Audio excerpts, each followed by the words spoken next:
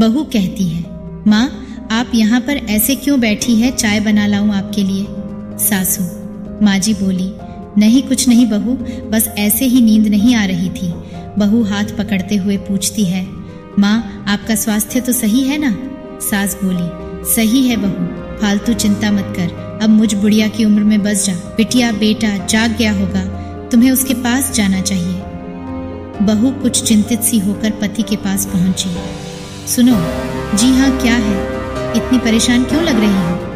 आप यहाँ सो रहे हैं बेचिंतित से, मुझे माँ की तबीयत कुछ ठीक नहीं लग रही है। बहू कहती है, पिछले कुछ दिनों से देख रही हूँ माँ ना तो सही से खाती है और ना सही से सो पाती है, अभी भी झरोखे में बैठी है, गुमसुम सी मुझे उनकी चिंता हो रही है। पापा के अचानक चले जाने से शायद वह इस पर बेटा कहता है कि पापा का अचानक से चले जाना हम सब के लिए बड़ी क्षति पहुंचाने वाला है। एक छाया जो अब तक हमें अपने अनुभवों के पत्थों से बचाती थी, अब वो छाया कहकर सिसकने लगा। इस पर बहू कहती है, जो चला गया उसे तो वापस हम नहीं ला सकते, लेकिन जो है उसे भी खोना ठीक नहीं है। माँ का ऐसे अकेला रहना, नींद ना लेना, अच्छे से खाना नहीं खाना उनके स्वास्थ्य के लिए अच्छा नहीं है। बेटा कहता है, सही कहा तुमने, मैं आज उन्हें डॉक्टर पास ले जाता हूँ। बहू कहती है कि उनका उपचार डॉक्टर के पास नहीं मगर हमारे ही पास है। बेटा पूछता है, क्या मतलब हमारे पास? तो इस पर बहू कहती है कि जब बचपन में आप डर जाते और अकेलेपन से घबराते थे तो आप क्या करते थे? माँ के पास जाते थे ना, बस आप माँ के पास जाइए और उनसे बातें कीजिए, उनसे हंसी मजाक कीजिए, वैसे ही आप रात में उनसे बचपने की बातें, वो नादानियों से उनकी डांटने वाली समझाने वाली घटनाओं को याद कराएंगे। बस एक माँ को इतना ही सहारा काफी होता, क्योंकि हर मर्ज का इलाज दवा नहीं होती, कुछ पल अपनों का साथ ही जिंदगी जीने की वजह बन जाता है। ये सुनकर बेटा रात को माँ के पास गया और दरवाजा खटखटाया।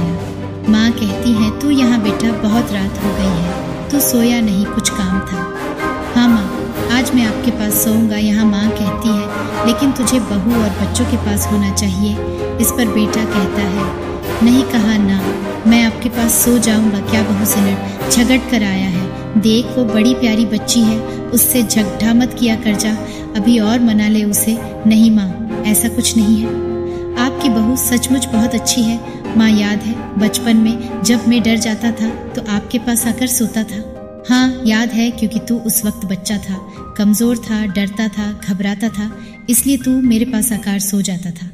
इस पर बेटा अपनी माँ से कहता है कि जैसे हम बच्चे बचपन में कमजोर, घबराकर, डरकर अपने माँ के बड़े से आंचल में बेखौफ होकर सो जाते थे, वैसे ही जब बड़े बुजुर्ग अकेले में घबराहट महसूस करने लगे तो क्या उन बच्चों का जो अब युवा हो चुके हैं, उन बुजुर्गों का सहारा नहीं बनना चाहिए?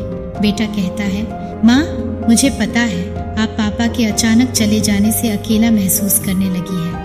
आप अकेली नहीं हो, आपका मजबूत कंधा आपके पास है, आपका बेटा।